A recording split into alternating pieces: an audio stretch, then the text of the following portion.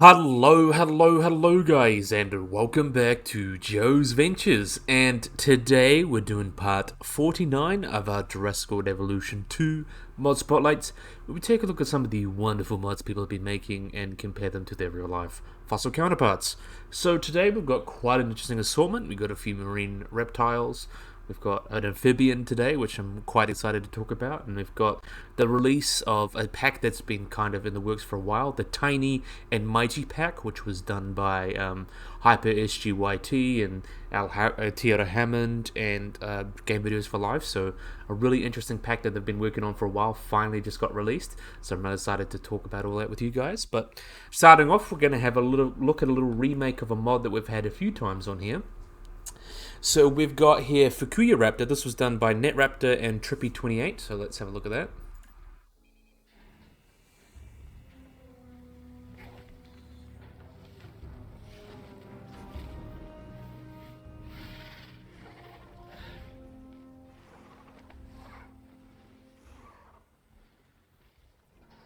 So you look at that here. This is Fukuya Raptor. Let's have a look at you while you're walking around, do your thing. Real pretty animals, aren't you? So here is a wonderful Fukuya Raptor. So Fukuya Raptor, these guys are a Megaraptoran, so they're related to animals such as like Maip and Australovenator, things like that. They're a medium-sized Megaraptoran. They're from the early Cretaceous, about the Birmanium Aptian, and they are found from Japan. So Fukuya Raptor is known from the Kalandi Formation and also another Sibiasi Formation.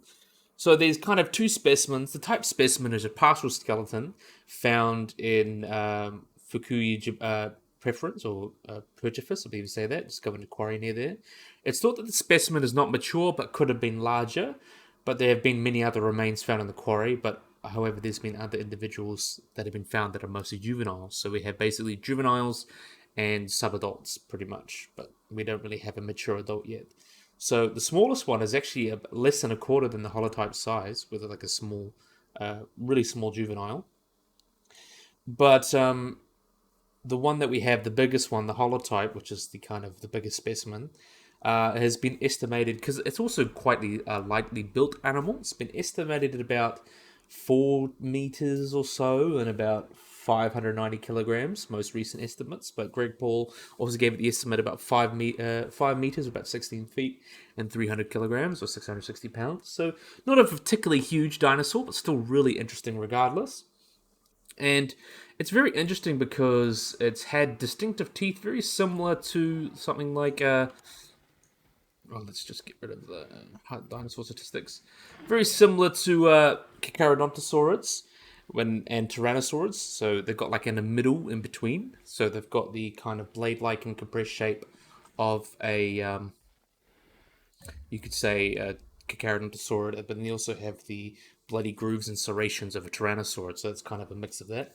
And they also have very large claws, as you can see here. Very large claws are kind of a very common thing within Megaraptorans, which is quite cool. And this is what led to the current classification as Megaraptor, as a Megaraptoran. So it was also used to be considered a like a Dromaeosaur. As we get into taxonomy, it was first considered Dromaeosaur when it was first discovered. Then it was considered a Carnosaur, which is basically just an old waste bucket now, and like related to Allosaurus, but now has been found to be a Silurosaur or Megaraptoran. So a really early Megaraptoran, so an early relative of animals such as Australovenator, Estrodon, Megaraptor, things like that. So that's really, really cool. And we actually know quite a little bit about the animals that it lived with. Let's have a look at you while we're here. Animals that it lived with. I'm trying to see if I can, because it's hard to talk about these guys when I'm trying to judge the camera, so that's why I like to pause it. But we'll have a look at you. I like the colors on you. You get a little bit more realistic, probably. But in the Kindlani Formation, Fukuya raptors have been found. There's been lots of other vertebrates found.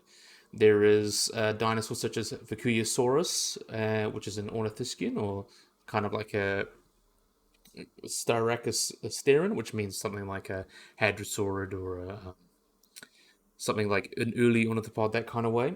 Fukuya Titan Nipponensis, which is a titanosaur. Crucisaurus katsuma, which is a hadrosaurid ornithischian, and Fukuya venata paradoxus, which is a Maniraptoran theropod.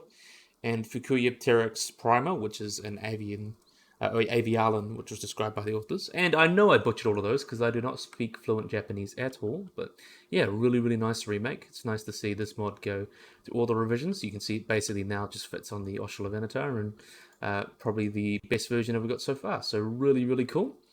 Obviously, gonna let them run off and do their thing. Next up, we've got another one by one of our favorite modders here. We've got another species of Stegosaurus. Last week, or last time we did this in part 48, we got Stegosaurus ungulatus. Now Hawk has made the other species. We've got Stegosaurus stenops. So let's have a look at this wonderful guy.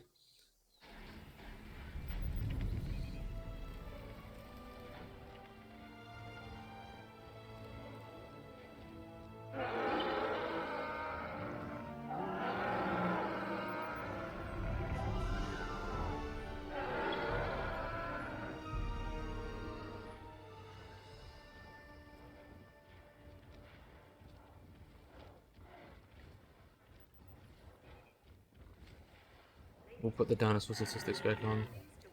There we are. So this is Stegosaurus stenops. Let's have a look at this wonderful guy. Beautiful. I'm in love with this mod. Look how beautiful he looks. So, Stegosaurus stenops, again, another species. It means the narrow-faced roof lizard. So, it's narrow-faced instead of ungulatus, which is basically hoofed roof lizard. This has got narrow-faced. This one was named by Marsh in 1887, and the holotype comes from the Marsh Garden Park in Carson City, Colorado, and came from there in about 1886. And this is the best known species of Stegosaurus, which is much better known than Ungulatus, for the main reason they have at least one complete articulated specimen. That specimen is named Sophie. I believe she's on display in the the London Natural History Museum. And she shows like how different our original interpretations are from what Stegosaurus looks like now. We used to think like it looks much more like Miragaia now than I think it looked before, with a longer neck, and you can see those wonderful rounder plates. That's another big distinction of it as well. And you can see that longer tail. And one thing as well that probably does not help is that Sophie's technically a subadult. She's not a good adult. So it's very possible that these proportions could have changed slightly as she grew. But this is pretty much the best that we have at the moment of what Stegosaurus would have looked like. And I really love the patterns on this as well. I actually like the patterns on it. And I like it a lot more than the Ungulatus one. The Ungulatus looks much more based off something like Greg Paul, so it's quite outdated. But this one is pretty much up-to-date Stegosaurus. Looks really, really awesome. So you can see the main difference as well. You remember that they had the wide plates with the really tall spikes at the end. These guys have got much more of a broad plate with round and much more rounded as well. And articulated specimens show that these plates were definitely like arranged in a staggered double rows. You kind of see like going that there, a double row, so it's kind of staggered like that. So it's kind of one here, one there, one here, one there, which is quite interesting, as you can kind of see that there. That as well. Stenops is actually quite well known as well. We have at least 50 or so partial specimens, and we have which include adults and juveniles. And we have one complete skull and 4 partial skulls, and they are typically shorter than other species, though that could be just because of the estimates about 6.5 meters, so slightly smaller than like Ungulatus, but again, Sophie is not an adult, so and then Ungulatus can still consider the same species as Stenops, so we really don't know. But yeah, really, really interesting regardless. And yeah, quite cool. I'm definitely a big fan. So yeah, really nice Stegosaurus, Hawk Owl. I was going to say et al, but Hawk Owl 1215 really has done a wonderful job with this. I'm definitely a big fan of the Stegosaurus. So if you guys want a paleo-accurate Stegosaurus, definitely get the Stenops mod, and I really love the colors on it as well. I like especially this one. This one's got like the brown and the blacks, and then you get a little bit of a taste of green. I think that fits quite well. This one's quite nice as well with a bit of green. Looks a little bit more like the original Jurassic Park Stegosaurus. Be a really, really awesome. Definitely a big fan of that. So we're going to let them walk off and do their thing. Watch them for a moment. See them move around.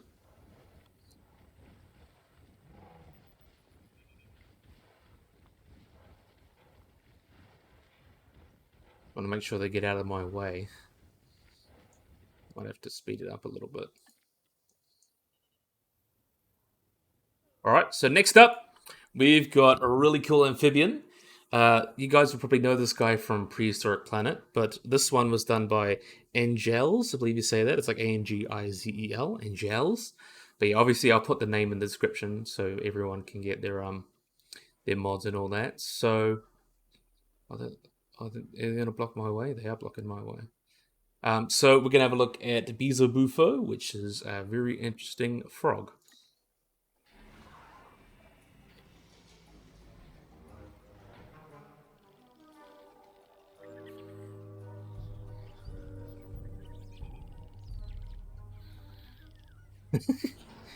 I have to say though, that walking around is just so funny because obviously they don't walk normally; they just hop around because like the Lysosaurus does a little hop. But I love how it's applied to the.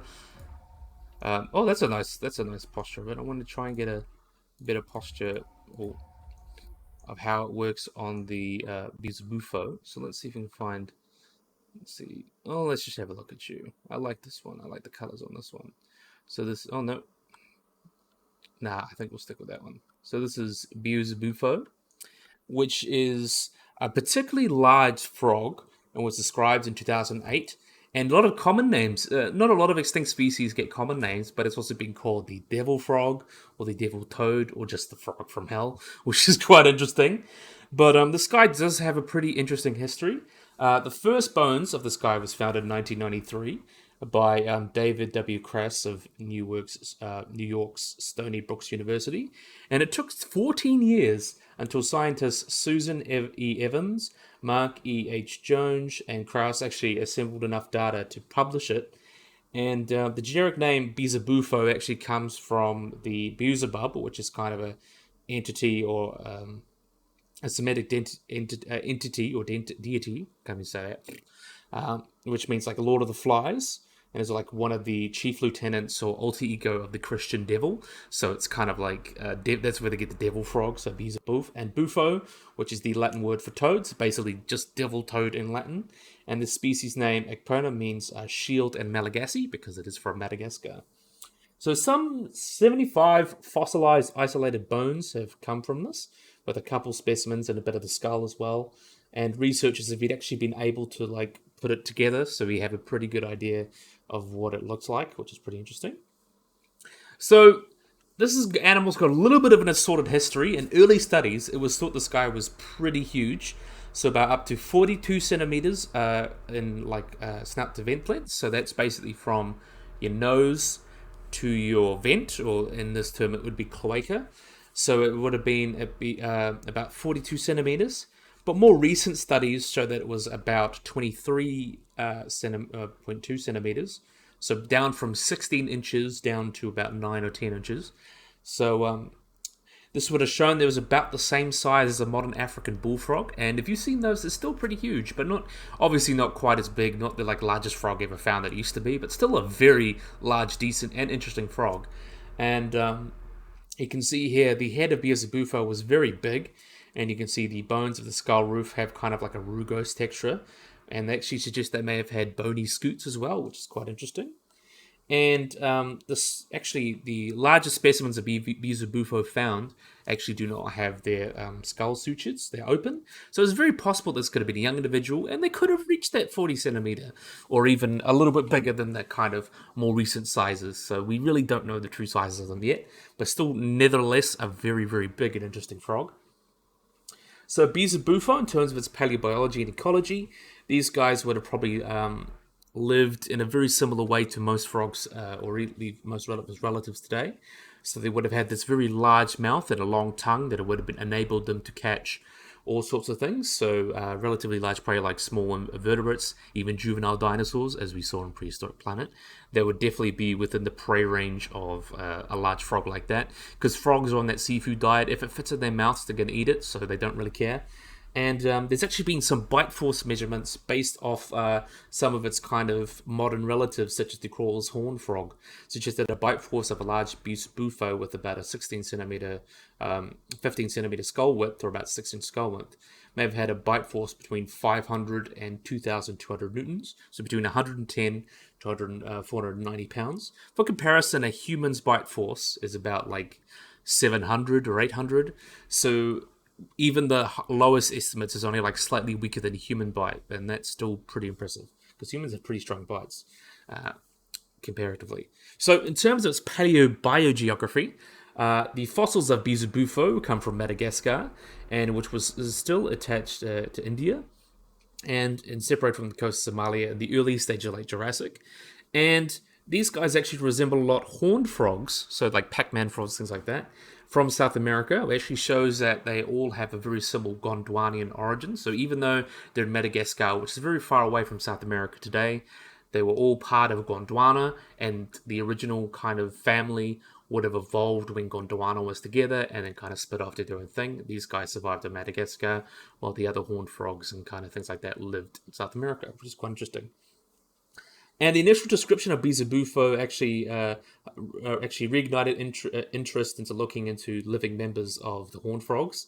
And these investigations show that there's several similarities between Bezabufo and horned frogs may have actually evolved in convergence, which is quite interesting. So they may have, even though they are related, a lot of the same features would have evolved independently within these groups to help deal with probably similar circumstances, things like that, for example. And there's actually studies looking into how it was related to other frogs. A study in 2018 suggested that Bezabufo and other frogs were related to frogs such as like Baryptotrachus, I believe you say that, and part of a more ancient group, which is quite distantly related to horned frogs. Though more recently they found Baryptosuchus and Bezabufo, Tachus, I believe, not Suchus, and Bezabufo as kind of sister species, and they tend to be the sister clade within the kind of horned frogs as well. So they're sister to the horned frogs, and thus these guys could represent a taxon of a standard of a crown group, these guys as previously suggested. So they are more closely related to your horned frogs of today. But yeah, really, really interesting animal. I really do love these horned frogs, and who doesn't love frogs? I love frogs so much. I would love to, like, if I could bring back like a horned frog or a Bezabufo, I think that'd be a really awesome frog to have. Just have something so cool. I really, really love frogs. And how can you not love frogs? Frogs are so amazing. Yeah, really, really cool. So we're going to let them swim off, bounce off, do their thing. Look at them walk around. They look so silly. But anyway, we're going to be moving on to the lagoons and moving on to some other animals. Before we do that, Bezabufo was done by Angel. Maybe say that. But yeah, really, really awesome. So next up, we've got, this is Chronosaurus, but we've got by Menji, I believe you say that. We have got Pylosaurus.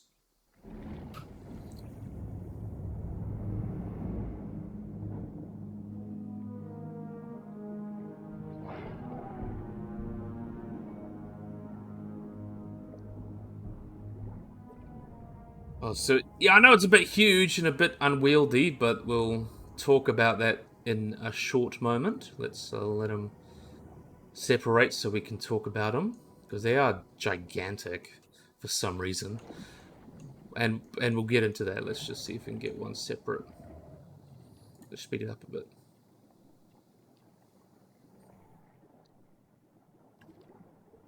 I think this is probably as good as we'll get. Where's the other one? Oh, no, that one's pretty good. Let's have a look at you. So this is, of course... Oh. Yeah, it's a bit gangly, but we'll live with it. But yeah, really, really awesome. So this is Pylosaurus, which means more lizard. So give me more lizard. We definitely got more than enough lizard, I'd say. But these guys are an extinct genus of Pliosaurid that is from the Cambrian and Tithonian stages, so about the late Jurassic. They come from Europe and South America. And these guys were very much the top predators in the ecosystems. They would have eaten fish, cephalopods, ammonites, and like marine reptiles potentially. And This is a very interesting genus. This is kind of what you call a waste bucket. So a lot of animals have just been considered Pliosaurus this, Pliosaurus that, and there were a lot of species. But recent reviews have kind of found there's about 6 or so species of Pliosaurus to be valid, with 2 more wanting to become valid and a couple that are dubious. But yeah, really, really interesting in the taxonomy. This is probably based off the larger species we'll get into. There's a lot of size variation within the different species of Pliosaurus. Most species of Pliosaurus get about 8 meters or about 26 feet long, and they're about 5 metric tons and about 5.5 short tons in body mass. But the 2 larger species, P. Roseus and P. funky, we'll get into P. funky, we'll talk about him, because that's probably the most well-known one, may have even reached above or up to about 10 meters, so about 33 feet, and about 11 metric tons, or about 11 short tons, or 12 short tons, and body mass, which would have made them about the largest plesiosaurs of all time. And there's talk about splitting them all into different genuses, taxonomy being taxonomy. You guys know how that is. I could spend hours talking about taxonomy, but really, we're gonna we could talk about all the different species. I don't want to do that. I want to talk about the funky, because funky is most likely the one that's based off, because this is the largest one, and they do have some pretty big skulls as well. Let's see if I can find P funky. Let's see, the Cavani. P funky we are, because P funky was like Predator X is what we've got on about. So P funky was known from 2 partial skeletons found in Norway, and another one is from Mount in Norwegian. So they're both from Norway, and they were both found approximately about 30 meters below the Mischajesfeld beds within the black shells. Forgive me for my bad pronunciation. But these they were found, and they were found all sorts of different, like plesiosaurs and ichthyosaurs and things like that. And it was named and described by Espen M. Kusten, Patrick D. Dickersmuller, and Jean H. Hrum in 2012. And it was named P. funky as kind of the wife, honor of his wife, Maryland Knudsen Fuki, for volunteering. So, nice way to honor your wife. Definitely like that. So, the holotype is known kind of from the anterior portion, upper jaws, and a few fragments, things like that. And when these were originally described, estimates of the skull put them up to about 1.6 to 2 meters. So, that was like 5'2" to 6'6". For the holotype, and this other large individual. So the largest Pliosaurus skulls are about 2 meters long. That's for the bigger species like Rosicurus and P. funky. Well, this holotype is quite big, about 2 meters. But this larger one is about 2 to 2.5 meters, so about 6'6" to 8'2", in kind of that size, suggesting a body length of about 10 to 12 meters, or about 33 to 39 feet, which makes P. funky pretty much one of the largest pliosaurs described so far, like up there with a Kronosaurus and things like that, which is our own thing in itself. Due to its large size and relative completeness, it's got the nickname Predator X, so really cool name. If you've seen Planet Dinosaur, I believe that's the right documentary, it was on that, so really interesting. Before its formal description of P. funky, and had lots of media coverage and all that, and lots of looking at the bones and things like that, it suggests that these guys, Planet Dinosaur is the right one. These guys would have been adults, so probably not getting too much bigger than that, but both individuals were adults, and they were obviously diagnosed, things like that. And analysis of the bones also suggests that these guys would have cruised using only their foreflippers, while they used their back flippers for like extra speed when pursuing or catching prey. There's also been looking to their brain as well. Predator X's brain would have been similar type and size, and today like that of a great white shark, so makes sense for similar ecologies. And there's been television programs talking about Predator X before he was even described.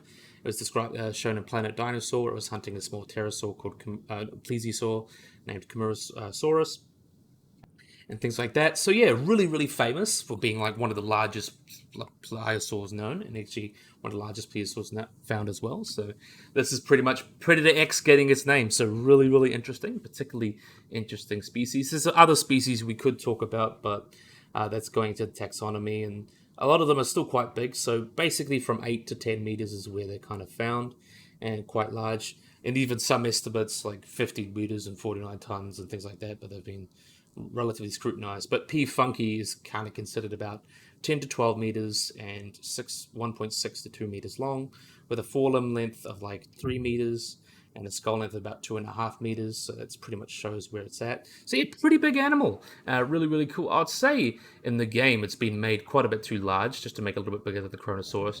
Kronosaurus was about 10 meters long as well. You only need to make it slightly bigger than the Kronosaurus in game. But yeah, really, really interesting. Nice to see Pliosaurus getting some love. And Predator X, everyone loves that name, Predator X. Uh, good nickname, actually. I'm surprised they didn't give it like a reference in the species name, but I think honoring your wife is slightly nicer than giving it a cool, edgy, awesome bro name, in my opinion. But yeah, we're going to be moving on. So next up, we've got by Majdi again, but we've also been remade and made as a new species by Hans Triwa, I believe how you say that, who's done all sorts of other mods recently, like Usurp the Spondylus, things like that. So we're going to be having a look again at Prognathodon.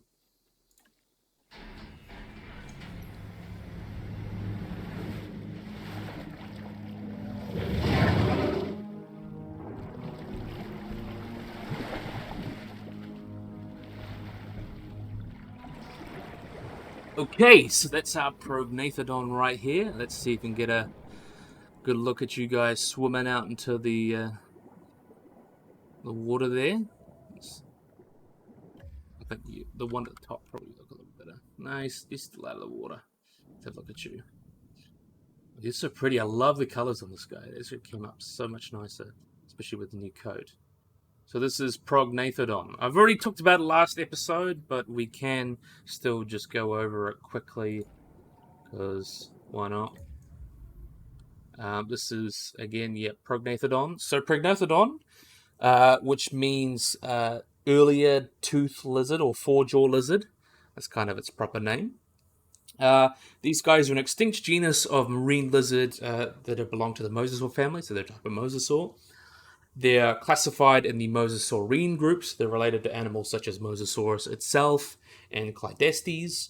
And these guys have been recovered in deposits and ages pretty much from the Campanian to the Maastrichtian, so about the end of the Cretaceous, from as far as Middle East, Europe, New Zealand, and North America. So quite a wide range with lots of different species and potentially genera within that as well. So that's quite interesting. So in terms of its history, it was first described in 1889 by Louis Dollo in Belgium, where it's got its name. And then it was also used again in a big monograph by Dale A. Russell in a comprehensive kind of revision or monograph of North American mosasaurs. And then also the original remains and things like that. Lots of different species have been found all over the world. But these guys were definitely one of those larger mosasaurs. And the largest known species is a skull, which is P. currii.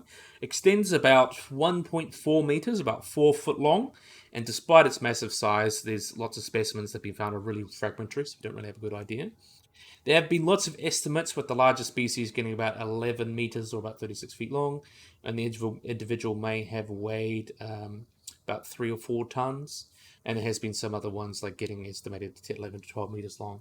And though some of them could have reached this large size, up to about 10 meters or so, the type species is actually about 6 meters long, and P. huidae is about 6.4 meters long. So there's a lot of variation, and very possible they could be different genera as well. It's kind of one of those things. A lot of species just been put in Prognathodon and being split out and sorted apart. But the range for the genera is about like 4 or 5 to about 10 to 12 meters. So really interesting range. And they have very similar cycloric rings, or kind of the bony rings in the eyes, very similar to something like Mosasaurus.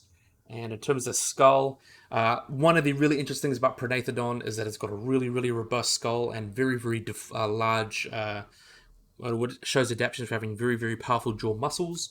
And it seems these guys would have been specifically adapted for eating like hard prey, so they would have been durophagous, so eating all sorts of hard things like turtles and ammonites and things like that. And quite some of the globidens, they have very strong bite forces as well. And the Prognathodon saltator, which has got the skull is nearly complete, is actually quite interesting in that regard. They've got these very large rounded teeth as well to be able to bite through prey and things like that. And though they do vary a lot between species to species, they tend to have these all the consistent, like these very large conical jaws, things like that, with conical teeth to pretty much just puncture prey, things like that. And we actually know a little bit of the soft tissue of these guys as well, which is quite interesting. So we have evidence that these guys had very much like small scales, and we also have the tail fluke because before we used to just think that mosasaurs had really long eel-like tails, but now they have a tail fluke that looks like that, which is really interesting. And they would have actually had a lot of convergence with animals such as whales and ichthyosaurs and having those shapes as well. And the soft tissues that we do have imply that these guys would have had quite rounded shape flippers and as well. And they would have had larger fins relative to their body size. So, like the bigger adults of the larger species would have much larger tail fins than smaller species, which is quite interesting. And as well, they would have been covered in small scales. They would have looked really small on the animal because they were very small scales that gave it like a smooth look, which obviously reduces drag within the water, which is quite interesting. So, yeah, really awesome. In terms of its classification species, we're not getting into the species, but there's species pretty much all around the world. And honestly, a lot of them could be split into different genera because there are a lot of difference, and some of them don't even clade together in trees and things like that. So it's very likely that there's multiple genera within Prognathodon that need to be kind of taken out and sorted out. But yeah, really cool in that regard. And we know that these guys, we have preserved gut contents to show these guys were feeding on fish, even sea turtles and cephalopods. So we know they're eating a lot of animals like that, just hard-shelled things. So they had really adapted for that. But they also had teeth that were much more similar to like killer whales as well. So they were able to eat hard things, but they weren't specifically adapted to. So they would have been eating probably fleshy things as well, cutting teeth. Globidens is another relative of this guy and would have had like basically boulder teeth or round teeth allows them to crush through like clams and things or ammonites. These guys are a little bit less specialized and potentially eating like sea turtles and fish and just a strong bite force but with teeth able to cut pretty much. They weren't hyper durophagus like globidens, for example. And we know that globidens have actually been feeding a lot on like giant mussels that lived within the Western Tertiary, which is pretty cool. In terms of pathologies as well, we know that they have fought each other. We have a prognathodon that actually had a partial amputation of the premaxilla. So basically, it's got its nose or basically the tip of its snout bitten off by another prognathodon, likely. And it seems that these guys managed to kind of like they had a much more mammal-like response, potentially, like with pus coming out. So it shows that these guys, even if they are lizards, they're most likely warm-blooded and had a different response to things. Because these guys living in water, it's very, especially being big and active, these guys most likely evolved endothermy. And that's shown with evidence, not just like that. There's other evidence to suggest that as well. So that's really cool. A really interesting animal. Do love Prognathodon. Really nice skin. I love the skin on this guy. I think it came out really well. Definitely really cool. So that was done by Hashtiwa and Maccabi, I believe you say that. So let's carry on. So now we're back onto the tiny and mighty pack. So we're going to be starting off with something mighty, really awesome animal. We've got something that's going to blow the other two out of the water. So this is done by Hyper SGYT, Game Videos for Life, and Altero Hammond. They all pitched in to make this really wonderful little pack that's going on. But we're going to be starting off. We're going to be starting off with a bang. We've got Shastasaurus. We've got Shastasaurus.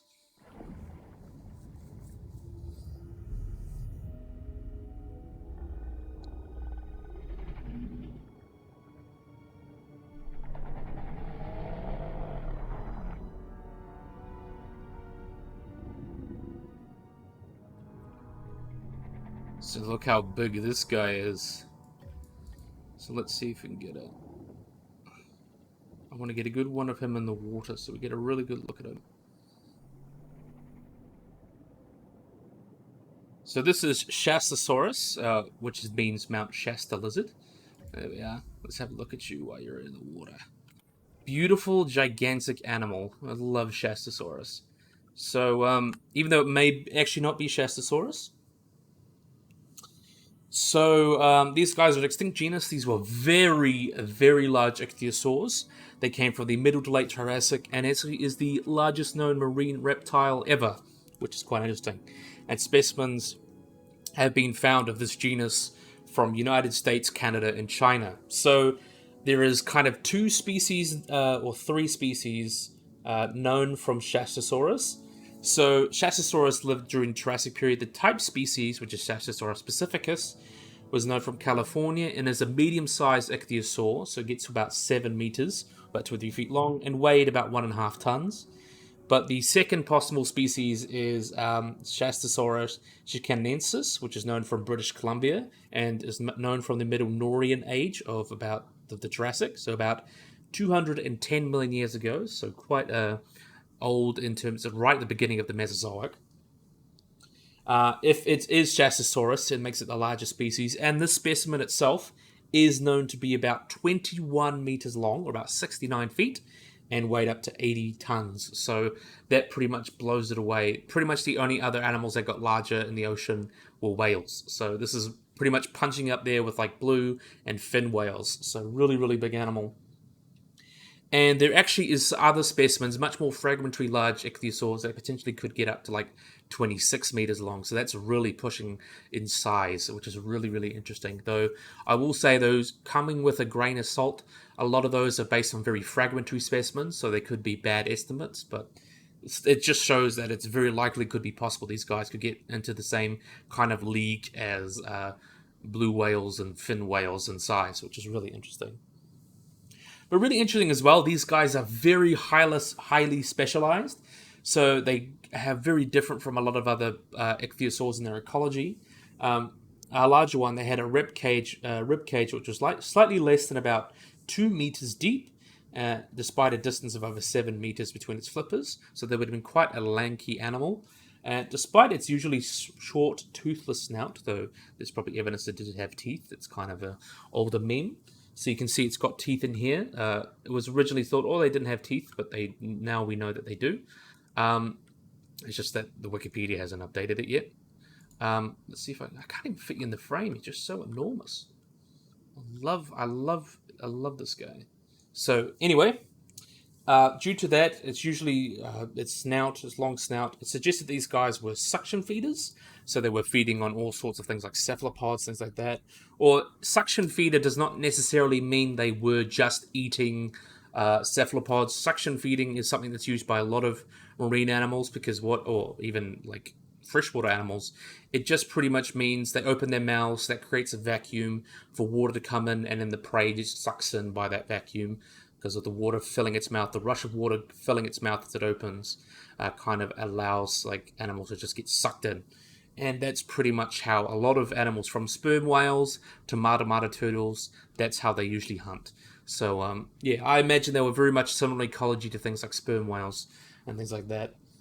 And it's unknown whether Shastasaurus would have a dorsal fin, though Mixosaurus, which is a more basal ichthyosaur, had dorsal fins, but it just seems like they didn't really have one.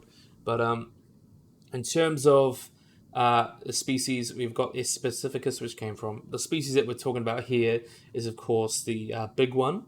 So this was originally described in 2004 and is a large species of Shonisaurus. However, it's now considered more similar to Shastasaurus. And however, 2011 supported the hypothesis as more related to Shastasaurus and Chassisaurus. However, it's kind of been back and forth. The most recent analysis shows that in 2021, these guys clade within Shonisaurus, and the clades are closer to Shonisaurus than Chassisaurus. So it's very likely that they could be in between there, potentially their own genus. And specimens have been found from like British Columbia, from as I mentioned before. Yeah, really, really interesting. So, very interesting animal just as of itself. I really do love the Shastasaurus. Really, really cool to see this animal and nice to see it remade. I remember I covered this guy in my first episode for Jurassic World Evolution 2 Mod Spotlights. So it's nice to see this guy get a wonderful remake and just looks much more accurate. A really, really big fan. You can see how big and beautiful he is. Really, really awesome. And there's also a couple cosmetic skins that you can get with it. So really, really awesome. So we're going to let them run off and do their thing. Oh, it's starting to shrug a little bit. But next up, we have got And from the Tiny and Mighty pack, we've got another one that's tiny. So let's have a look at this little guy.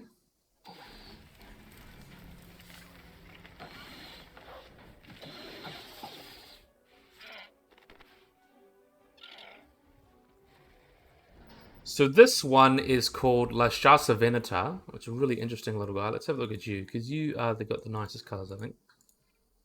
Let's have a look at you, and you're posing the best in the sunlight for me.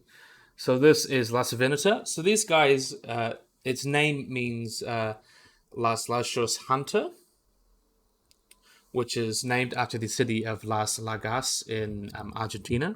These guys are a genus of really, really small Cooperensis. So these guys are relatives of the big things that you love, like Mapusaurus, Giganotosaurus, and Cooperensis, but much, much smaller than you normally expect. Comes from the Mollechilo Formation, I believe, in Argentina. It's the type, species, and only species Shasta Venita Ishkari, and is actually one of the smallest known allosaurids known. So very, very distinct in that regard. And it was actually approximately only half the length of an animal like Concavenator, and only got to about 2.9 meters or about 9 feet long. So not very, very big at all. And yeah, very interesting. So it comes from the Cretaceous as well, the Vanagarians. So like right at the beginning of the Cretaceous. And probably tells us a little bit about their evolution, which is quite interesting. But yeah, really, really cool little guy. I really love the patterns. JWE2 always does a really awesome job with the patterns. And it's really nice to see a dinosaur that's just recent and kind of wouldn't normally get the spotlight because it's weird for being small. And I think this Tiny and Mighty pack was a great place to put this guy because really interesting to talk about really cool little guys. So we're going to be moving on. We've got another Tiny before we get back to Mighty, and this one's been in the works for a while, and I have to say this is one of the most adorable mods I've ever seen. So we have got Ajimbara, which is really, really interesting. We'll let it release and have a look. Oh, no. Let you get out of the way. Get out of the way. I can see you there. I want you out of the way. So let's release.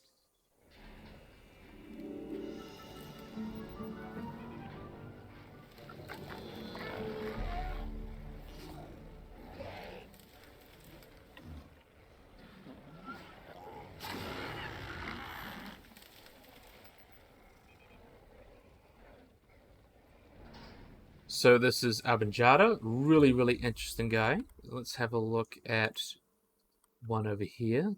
Let's see, we'll just pick one that's... We'll have a look at you. I like this one. This one is calling out to me. He is quite a cutie. So its name, it means stranger or foreigner, So it's really interesting in evolution. So this is what we're going to talk about this guy. So this guy is a Lampasaurine Hadrosaur that comes from the late Cretaceous Maastrichtian of Morocco, which is really interesting, and is the first definite hadrosaur from Africa, and is thought to be related to European dinosaurs such as Ceratosaurus. So, as I mentioned, this guy's found from the late Maastrichtian in Morocco, and parts of it we found include like the maxilla dentary, and its name actually comes from the Arabic word Anjabai, which means a stranger or foreigner. And this is because, which is really awesome, is that the animal's dinosaur lineages may have immigrated to Africa from Europe. And also the species name is Odysseus, which comes from the Greek hero and legendary voyager of the sea Odysseus, which kind of really fits for this guy. So it really tells us about ecology. So it's very likely that these guys, everyone was surprised to find this because it was like, oh, it's a hadrosaur in Africa. Weird. But really, what makes it interesting is likely that it came from Europe, potentially rafting or island hopping, because at the time, Europe was like a string of islands, and even North Africa had some islands. So basically would have been island hopping. And everyone thought, oh, hadrosaurs couldn't reach there, but likely these guys would have been island hopping, evolving on these islands, and then eventually could have got to these islands where, obviously, Northern Africa, things like that. So really, really interesting. And one thing as well, these guys evolved to be much smaller than all of their relatives because of something that's really commonly happens to big animals on islands, hippos, elephants, deers, even other dinosaurs like Europasaurus. they evolved to be much smaller. So this is an example of island dwarfism. So on a smaller landmass, dinosaurs will get, or animals will get smaller to better take advantage of the food resources, and also they don't need to be so big to protect themselves from predators. But then you have the opposite side, which is island gigantism. So a lot of like rodents and a lot of other species get much bigger on islands because they are able to take a different niche. They're able to eat a lot more resources. Great examples of this, like the dodo. Lots of rodents on islands get quite big. Those are great examples. But yeah, really, really cool. In terms of its biology, these guys were found, as I mentioned, in Morocco, and this would have been a near-shore environment with lots of like fish and mosasaurs, marine reptiles. And there's also other dinosaurs that have been found with, such as the large abelisaur Dinosaurus, and also unnamed Titanosaur. And this guy would have lived right at the end of the Cretaceous, so would have lived about the very latest Cretaceous, like Maastrichtian, so about 1 million years or so before the Chicxulub asteroid impact. So this guy likely lived right before, and probably even witnessed the asteroid coming to kill the dinosaurs, which is quite tragic because these guys are so criminally cute and all that. But phylogenetic analyses I mentioned showed that they're Lampasaurine. So these guys, the group that it was found from the Enceroroni, which is actually only found in Europe. So it's very likely island hopped either by swimming or drifting between Europe and North Africa. So it's very interesting to show like by geography and how these guys got to these islands and even Africa from like island hopping or drifting and things like that. Really interesting ecology as well, and very interesting to see how species can move. And yeah, this is a really new animal. It was only just described in 2021, so it's only a couple of years old. Yeah, really, really awesome. Definitely a big fan of these little guys. So we're gonna let them run off and do their thing. Such cuties. You know what? They do the same animation as the Minmi because they're based on the Minmi. They bite each other's tails. Let's watch it over here just because I feel like giving you guys a treat. So let's see if they'll do it here. Here we are. Watch this.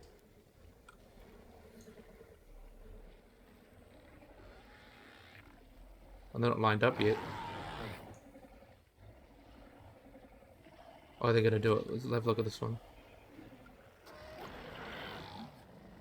They're going to bite each other's tail. Oh, he's like, no.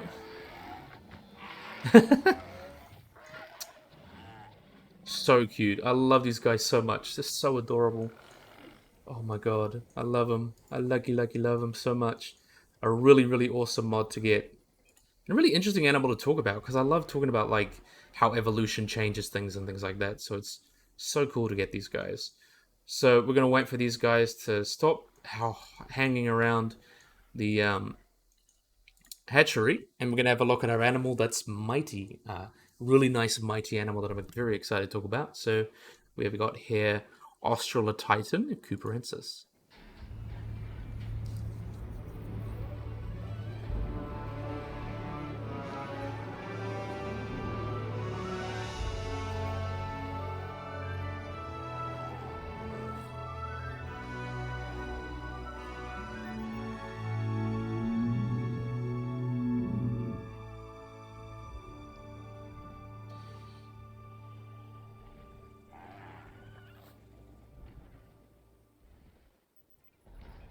So this is Australotitan Cooperensis, as I mentioned. Really, really awesome animals. So let's take a look at you. So Australotitan Cooperensis, which is basically its name means astral titan. These guys are an extinct genus of Titanosaur, Titanosaur sauropods, so very big animal. From the Sumanian to Tenorian, so kind of like the early late Cretaceous. From south central Queensland, Australia. So this is a really big Australian dinosaur in like more ways than one. So this guy was first discovered in 2005 within the Witton Formation of Queensland in the town of Umaga, where it was discovered. And when it was first discovered and prepared and everything, it was given to the museum, Umaga Museum of Natural History, about 2005 to 2010, and got the nickname Cooper as the discovery came from the Cooper-Umaga Basin, or the Cooper Creek System, or the Cooper Country. So it just got that nickname Cooper. And then it took on to 2021, where it was finally described. So it was described as a partial like scapula, radius, ulna, and femur, things like that, with some other specimens being referred to it, with one being nicknamed George, another one was just a complete femur. So we have a pretty good idea of what this guy size was. And really, really interesting. Also have like trackways. The type species, which is Ostrotitan cooperensis, was named by Scott D. Hocknell, Melville Wickerson, and Rochelle L. Lawrence, and Vados Konstantinov, Stuart McKenzie, and Robin McKenzie in 2021, with a generic name meaning Australotitan, which means Latin Australis, so southern. So basically refers to Australia being the Great Southern Land. So the Southern Titan, Australotitan, the Southern Titan, and Cooperensis refers to Cooper Creek and the nickname that the animal got. The first holotype got the nickname Cooper. So really, really interesting. In terms of its description, it's huge. It's one of the largest known Australian dinosaur, and the thigh bone of one specimen is about 7 feet long, about 2.14 meters. So it puts it pretty much in the same range as animals such as Dreadnoughtus and Fukuya, though it's smaller than Pagonotitan. So pretty much right up there with the largest titanosaurs and just the largest dinosaurs in the world. So it's really nice to know that dinosaurs near my neck of the woods. I live in New Zealand, but like I kind of wanted.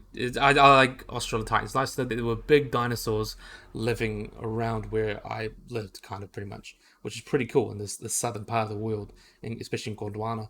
And the description actually deliberately abstained from providing a size estimate because it's quite difficult for sauropods, but that kind of size range, pretty much similar Dreadnoughtus, kind of things like that. So maybe within like the 30 to like 60 or 70 ton range. So quite a big range there, but like that kind of size. Imagine Dreadnoughtus, I'd say, because that has a lot of estimates and much more reliably sourced. And the discovery of this guy does indicate there were giant titanosaurs in eastern Gondwana at the time, which is quite interesting. In terms of phylogeny, these guys are definitely titanosaur, and they are closely related to another titanosaur found in the same place, Diamantinosaurus, which is quite a famous one, and also indicated these other dinosaurs from the area, such as Wintona Titan and Savannasaurus. Also some other relatives from South America, such as Cenometosaurus, Dongbangosaurus, which is from Asia. So there's kind of this really interesting group of really basal titanosaurs, which kind of lived in Australia, but also lived in South America, things like that, called Diamantinosauria, which is quite interesting. And yeah, really interesting group. So yeah, really wonderful model. I love the skull because it's got a very nice long skull. You can see the osteoderms. Titanosaurs are quite famous for the osteoderms. I will say there is one thing wrong, and he has 5 toes. In Titanosaurs and most sauropods, they would have had pretty much just the 3 toes there.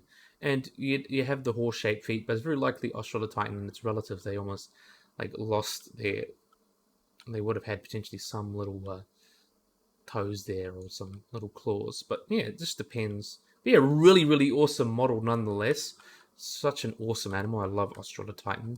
Really, really cool. So that brings an end to our Tiny and Mighty pack.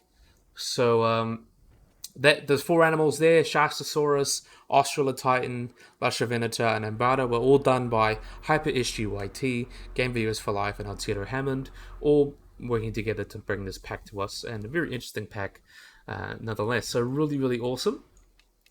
So yeah, I think this will be a great place to end the video. So I really, really, really hope you guys have enjoyed this video. Hope you guys like and subscribe. Always remember to hit the little bell icon to get notified about anything. So yeah, hope you guys enjoyed this video. Hope you guys like and subscribe, and bye-bye.